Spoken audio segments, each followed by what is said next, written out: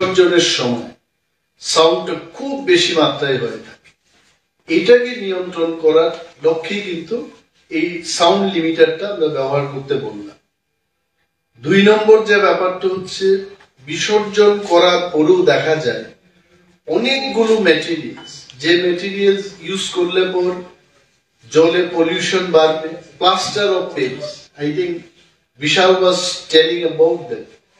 Plaster of Paris, এটাতে এমন chemical থাকে, জলে ভাসিয়ে দেওয়ার পর এই জলটা বিষাক্ত হবে, দূষিত হবে।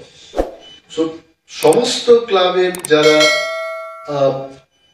লিডার্সরা আছেন, যারা পুজো প্যান্ডেল নিয়ে কাজ করছেন, পুজোর মণ্ডপ যারা করছেন, তাদের কাছে আমরা অনুরোধ জানাবো যে সমস্ত নিষেধাজ্ঞার মধ্যে যে সমস্ত মেটেরিয়াল ইউজ করতে নেই, সেগুলো যেন ওনারা ইউজ না করেন। আপনারা জানবেন যে 30/10/2018 সালে বিজ্ঞান, প্রযুক্তি ও পরিবেশ দপ্তরের একটা গাইডলাইন ত্রিপুরা রাজ্যে এটা সমস্ত মানুষের জন্য নোটিফিকেশন দেওয়া হয়। সেটাতে বলেছে যে রাত্রি 8টা থেকে 10টা পর্যন্ত বাজি ফুটানো যাবে, কিন্তু আমরা দেখছি যে 6টা থেকে শুরু হয়, 10টার পরেও এটা হয়। তো সবটাই কিন্তু পলিউশন কন্ট্রোল বোর্ড এটা পারবে না। মানুষকে সচেতন হতে হবে।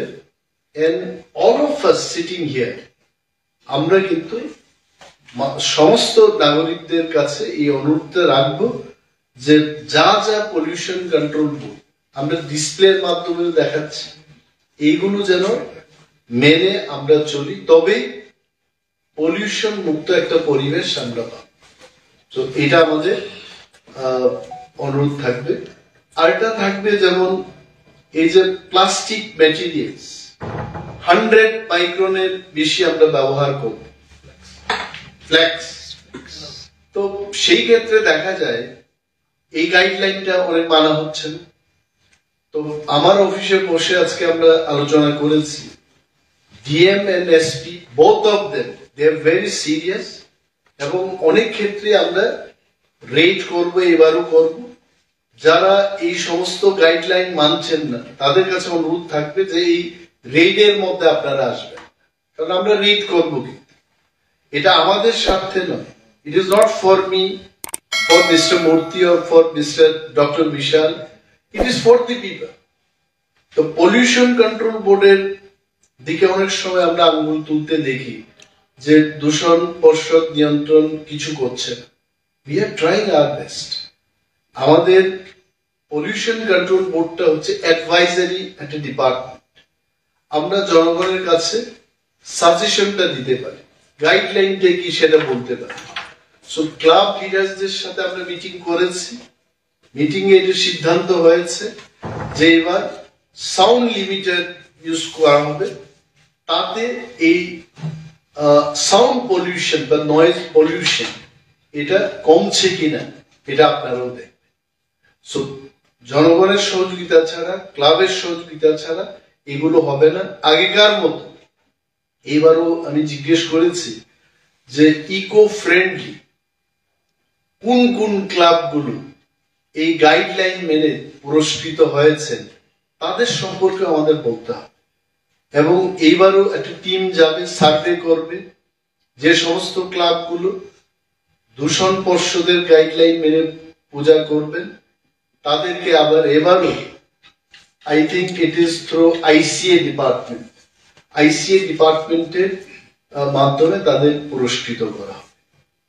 তো এখানে অনেকগুলো গাইডলাইন আছে। গাইডলাইন গুলো এগুলো নাগরিকের উদ্দেশ্যে বিভিন্ন ফ্ল্যাক্স, ব্যানার পুজো প্যান্ডেলেও থাকবে, এবং যারা যারা পূজা করছেন তাদের কাছে এটা বলা হয়েছে।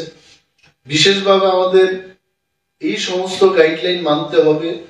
দুর্গা পূজা 29 সেপ্টেম্বর থেকে 2রা অক্টোবর পর্যন্ত, লক্ষ্মী পূজা 6 তারিখ অক্টোবর, কালী পূজার দিন 20 তারিখ অক্টোবর, রাত্রি 12টা পর্যন্ত, 12টা থেকে ভোর 6টা পর্যন্ত মাইক্রোফোন, বাদ্যযন্ত্র ইত্যাদি, গান বাজনা, এগুলো কিন্তু নিষেধ করা আছে।